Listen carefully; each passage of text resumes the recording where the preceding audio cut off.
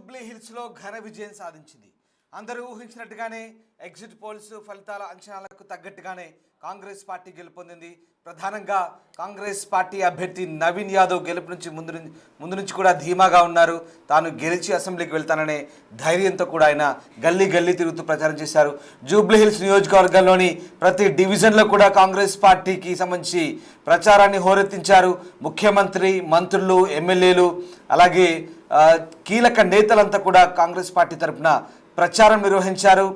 అలాగే ప్రభుత్వం చేస్తున్న అభివృద్ధి సంక్షేమ కార్యక్రమాలను వివరిస్తూ ముందుకు సాగారు. మొత్తం మీద 4 లక్షల పైచిలకు ఓటర్లున్న జూబ్లీహిల్స్ నియోజకవర్గంలో దాదాపు 49% వరకు ఓటింగ్ జరిగింది.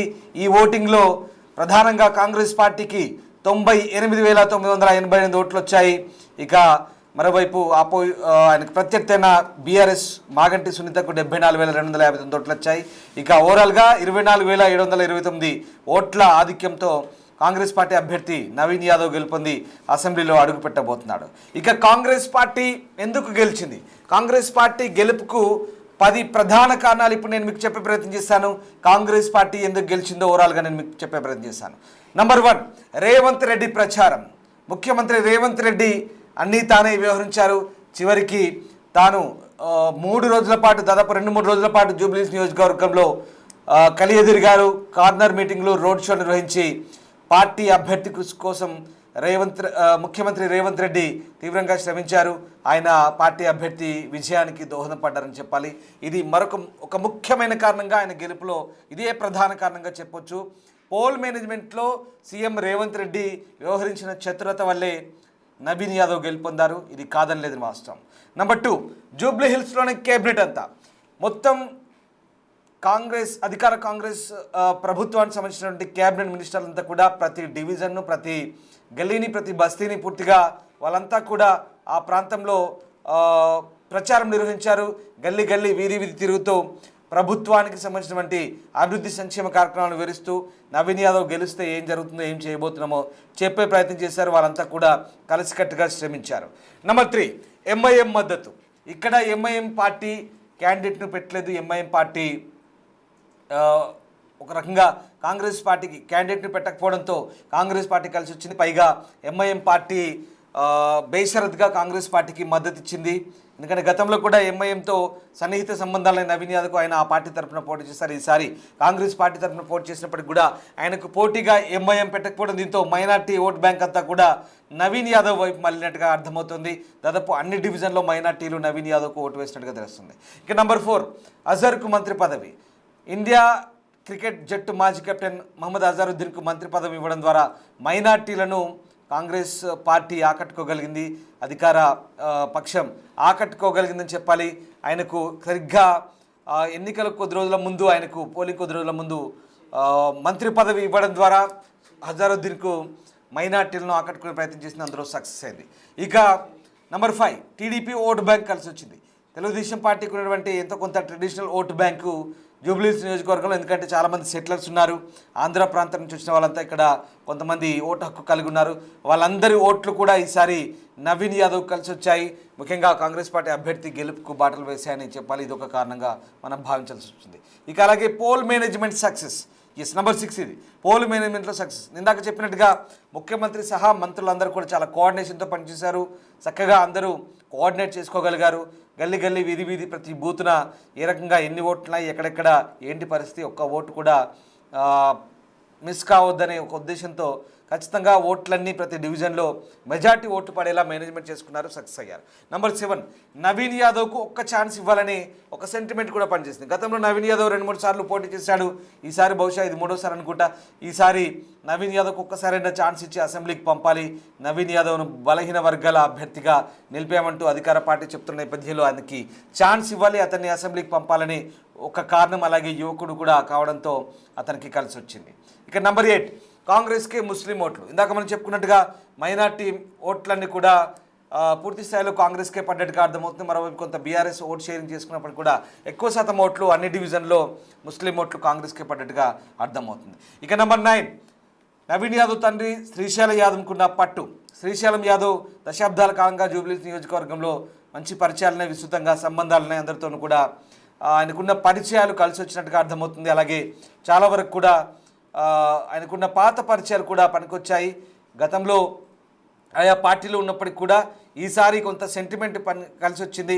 శ్రీశైలం యాదవ్ అలాగే నవీన్ యాదవ్ ఇద్దరికున్న పరిచయాలు కూడా కలిసి వచ్చి ఆ తండ్రికున్న పట్టు ఈసారి కొడుకు కలిసి వచ్చిందని చెప్పాలి. ఇక నెంబర్ 10 కేడర్ కలిసికట్టుగా పనిచేయడం. ముఖ్యంగా కాంగ్రెస్ పార్టీ ఇందాక మనం అనుకున్నట్టుగా కాంగ్రెస్ పార్టీ చాలా సమన్వయంతో పనిచేసింది.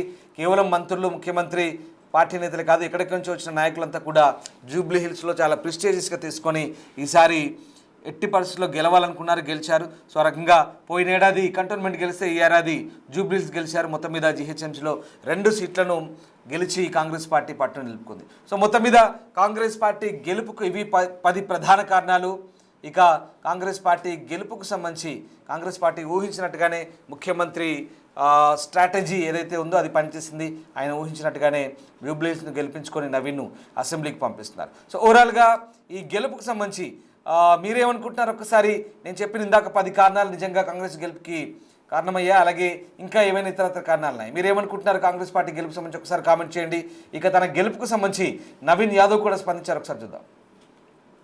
ఈరోజు జూబ్లీహిల్స్ బై ఎలక్షన్ రిజల్ట్స్ సందర్భంగా మా జూబ్లీహిల్స్ ప్రాంత ప్రజలందరూ కూడా దాదాపు 25,000 మెజారిటీతో నన్ను ఆశీర్వదించినందుకు నా ప్రాంత ప్రజలందరూ కూడా ప్రాధాన్య నమస్కారాలు తెలియజేస్తూ ధన్యవాదాలు తెలియజేస్తూ ఏదైతే నమ్మకం నా మీద పెట్టుకొని మా పిల్లోడు, మా బస్తీ పిల్లోడు, మా కొడుకు, మా తమ్ముడు మాకు అండగా ఉంటాడు, మా కష్టాల్లో నిలబడతాడు, మా సమస్యలు పరిష్కరిస్తాడని ఎంతో నమ్మకంతో నాకు ఈ అవకాశం కల్పించారు. వారి సేవ చేసుకోవడానికి ఈ అవకాశం కల్పించినందుకు వారందరికీ కూడా ధన్యవాదాలు తెలియజేస్తూ, అదేవిధంగా కాంగ్రెస్ అధిష్టానం సోనియా మేడం గారు, రాహుల్ గాంధీ గారు, మల్లికార్జున్ ఖార్గే గారు, కేసీ వేణుగోపాల్ గారు, అలానే మా ముఖ్యమంత్రి గారు, మా ప్రియతమ నాయకులు మా అన్న రేవంత్ అన్న గారికి, మా అధ్యక్షులు పిసిసి అధ్యక్షులు మహేష్ కుమార్ గౌడ్ గారికి, ఇన్ఛార్జ్ మేడం నటరాజన్ గారికి, విశ్వనాథం గారికి అండ్ ఎంటైర్ క్యాబినెట్ మంత్రులందరికీ అండ్ మా ఎమ్మెల్యేలకి, చైర్మన్స్కి, మా పార్టీ కార్పొరేటర్స్, స్థానిక కార్పొరేటర్స్కు, ప్రతి ఒక్క కార్యకర్తకి ఎంతో కష్టపడ్డందుకు వాళ్ళందరూ కూడా ధన్యవాదాలు తెలియజేస్తూ, మరి మా పార్టీ పెద్దలు నా మీద నమ్మకం పెట్టుకొని నాకు అవకాశం కల్పించినందుకు మా పార్టీ పెద్దలు కూడా ధన్యవాదాలు తెలియజేస్తూ, ఈరోజు పార్టీ కార్యకర్తలు ఎంటైర్ కాంగ్రెస్ పార్టీ సిస్టమ్ అంతా జూబ్లీహిల్స్లో ఎంతో కష్టపడి కాంగ్రెస్ పార్టీని నన్ను ఇక్కడ గెలిపించుకోవడానికి నిరంతరం కృషి చేసినటువంటి ప్రతి ఒక్క కార్యకర్త నుండి ముఖ్యమంత్రి వారికి, అధిష్టానం అందరూ కూడా ధన్యవాదాలు తెలియజేస్తూ, ఏదైతే ప్రజలు నా మీద నమ్మకం పెట్టుకొని ఇక్కడ అభివృద్ధి చెందుతుందని, భవిష్యత్తు బాగుంటుందని నమ్మకంతో ఇచ్చినారో దాదాపు 200 కోట్లతో అభివృద్ధి కార్యక్రమాలు చేపట్టినాం గతంలో. ఇప్పుడు ఈ యొక్క ఇంత మంచి ఆశీర్వదించారు పెద్దలు ముఖ్యమంత్రి గారి దృష్టికి మా ప్రాంత సమస్యలన్నీ కూడా తీసుకెళ్ళి అన్నీ కూడా శాశ్వత పరిష్కారం చేయడానికి నిరంతరం కృషి చేస్తా. ప్రజల్లో అంటే గతంలో బీఆర్ఎస్ వాళ్ళు గెలిచినప్పుడు కొన్ని కక్షపూత రాజకీయాలు చేస్తుండే, నవీన్ యాదవ్ దగ్గర అటువంటివి ఉండవు. నవీన్ యాదవ్ ఈ రోజు వరకే మీరు మేము ఇప్పటి నుండి మనమంతా ఒకటే, అందరం కలిసి మన ప్రాంత అభివృద్ధి కొరకు కష్టపడదాం, కలిసి పని చేసుకుందాం అని చెప్పి సందర్భంగా తెలియజేస్తూ, మరి మా అనేక దుష్ప్రచారాలు బీఆర్ఎస్ పార్టీ వాళ్ళు మా మీద నన్ను, నా కుటుంబ సభ్యుల్ని అనేక తప్పుడు ఆరోపణలు చేయడం జరిగింది. వాటికి ఈరోజు ఈ సమాధానం మా ప్రజలు వాళ్ళకి ఇచ్చినారు. ప్రజలందరూ కూడా మరోసారి ధన్యవాదాలు తెలియజేస్తూ, అందరికీ కష్టంలో తమ్ముడుగా కొడుకుగా ఉంటానని చెప్పి తెలియజేస్తూ, పత్రికా సోదరులు, మీడియా సోదరులు మా యొక్క కష్టాన్ని, మా యొక్క ప్రచార విధానాన్ని ప్రజల్లోకి మీ ద్వారా కూడా చాలా వెళ్ళింది, ప్రజలకు నమ్మకం కలిగింది మా మీద. దానికి కూడా మీ పత్రికా సోదరులకి, మీడియా సోదరులకు అందరూ కూడా ధన్యవాదాలు తెలియజేస్తూ, జై కాంగ్రెస్, జై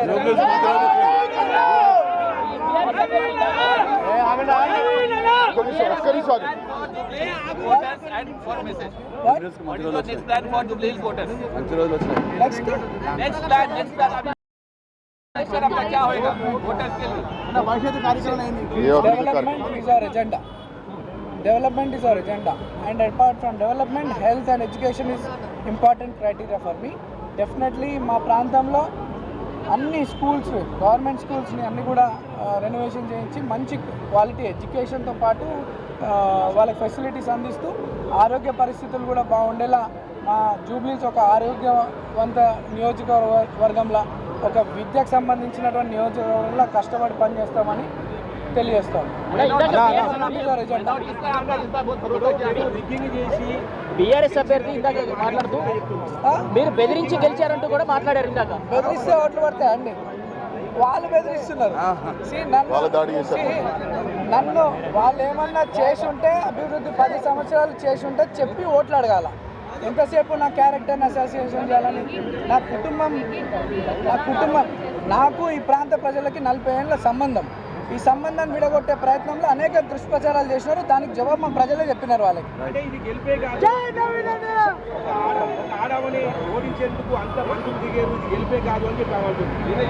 ఇక్కడ మహిళనో ఉమెన్ అనో పార్టీ అనో కాదు, మా ప్రాంత ప్రజలు అభివృద్ధి లక్ష్యంగా ఈరోజు అధికారం కాంగ్రెస్ పార్టీ ఉంది. రేవంత్ అన్న పాలనపై నమ్మకం ఉంది.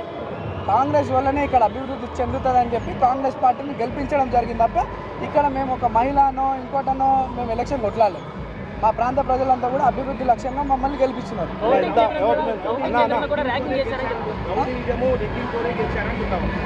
అన్న ఏ జమానంలో ఉన్నా ఇంకా సిస్టమ్ మారింది. వాళ్ళు ఓటమి భయంతో ఈరోజు కాదు అనేక దుష్ప్రచారాలు చేసుకుంటూ ఇది కొత్త, ఇప్పుడు ఇన్ని రోజులు ఒకటైపోయింది, ఇప్పుడు కొత్తగా రిగ్గింగ్ అని దౌర్జన్యం అవన్నీ తప్పుడు మాటలు. ఇది ప్యూర్లీ పబ్లిక్ మ్యాండేట్. కాంగ్రెస్ పార్టీని గెలిపించింది, అధిక బడ్జెట్ తీసుకొచ్చి జూబ్లీహిల్స్ని మంచి నియోజకవర్గంగా ఒక రోల్ మోడల్ నియోజకవర్గంగా తీర్చిదిద్దే పనిలో నేను ఉంటాను. ఇంత భారీ మెజారిటీ జూబ్లీహిల్స్ రావడం మొదటిసారి. ఇది నవీన్ ఫేస్ గట్ట కాంగ్రెస్ గురించి అన్న. ఇంత భారీ మెజారిటీ జూబ్లీహిల్స్ కాన్స్టిట్యున్సీలో మొదటిసారి వచ్చింది. ఇది నవీన్ అభిమానమా కాంగ్రెస్ అభిమానమా? అందరి అభిమానం.